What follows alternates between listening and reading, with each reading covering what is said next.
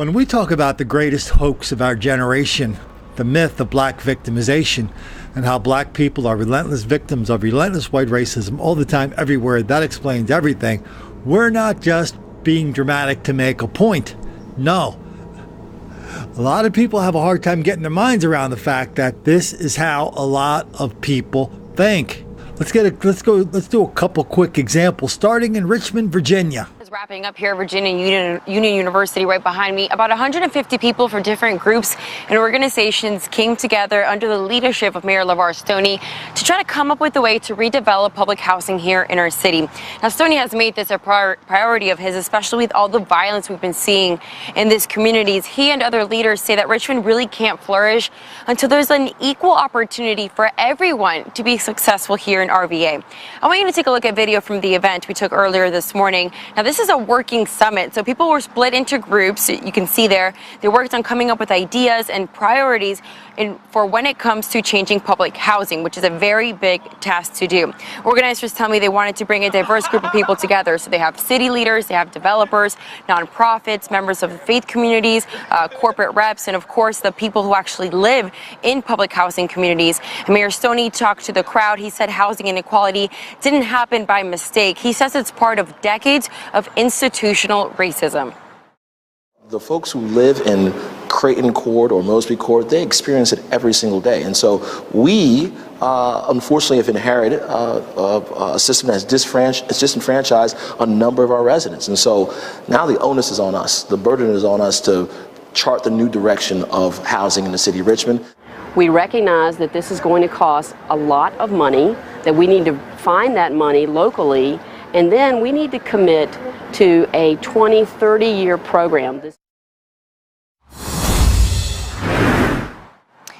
And organizers say one big part of this is to be inclusive. They really want to get members of those communities, the people who live in those public housing communities, to be involved in this process. They want to get them out here and coming up with ideas as well. So again, inclusion is a very big part of it. And we did speak to Mayor Stoney afterwards. He feels good about this first meeting. He says he wants to keep the dialogue going. And then once he gets some concrete ideas, he hopes to include them in his budget for next. Well, here's a little memo to the mayor of Richmond. If you want your constituents to stop being poor, to not be poor in the first place, quit feeding them fairy tales of institutional racism and tell them to do the following 5 things. 1, graduate from high school. 2, stay off drugs. 3, stay out of jail. 4, don't get on drugs. And 5, don't have kids out of wedlock. You do those 5 things, they're going to be well on the way. That's going to help them a lot more than having you come around, clean up their mess and blaming it all on something called institutional racism. Oh, you want to see some institutional racism out of Virginia? Oh, let's give a watch to our now favorite commercial.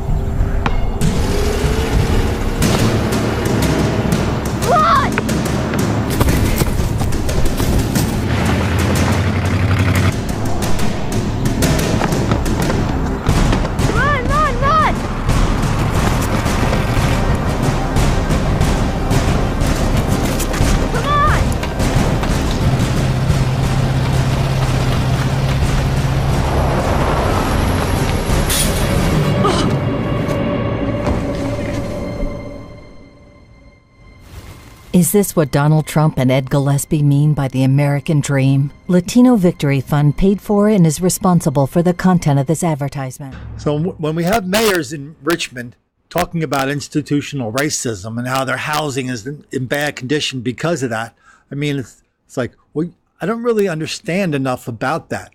I mean, so somehow white racist institutions are forcing black people to have kids out of wedlock, forcing black people to take drugs, forcing them to drop out of school, forcing them to not go to school, forcing them to, commit all this crime, forcing them to turn these neighborhoods into dangerous, dirty hellholes. That's all about institutional racism, and the people involved have no responsibility for it other than pointing that out.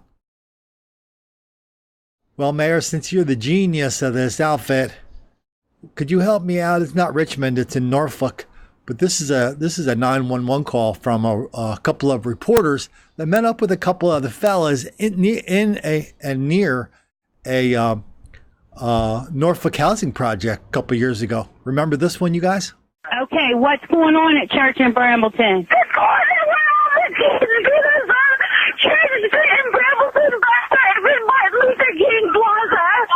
Okay, they're beating him up. Ma'am, is somebody with you? Are you okay? Ma'am? Can you put somebody around you on the phone? I was stopped at a light. Somebody threw something in my car. I stepped out and said something, and then about 10 guys came over and jumped me. There was a bunch of kids beating on this one man. It might have been 10 or 15 kids. I don't know. But it's a white male. I'm telling you, it's a white male. I hope y'all hurry up. And this guy's okay. I don't know what happened to the guy, but there was a lot of guys, people, black kids, kicking on a guy. So what's up with that? Was that institutional racism?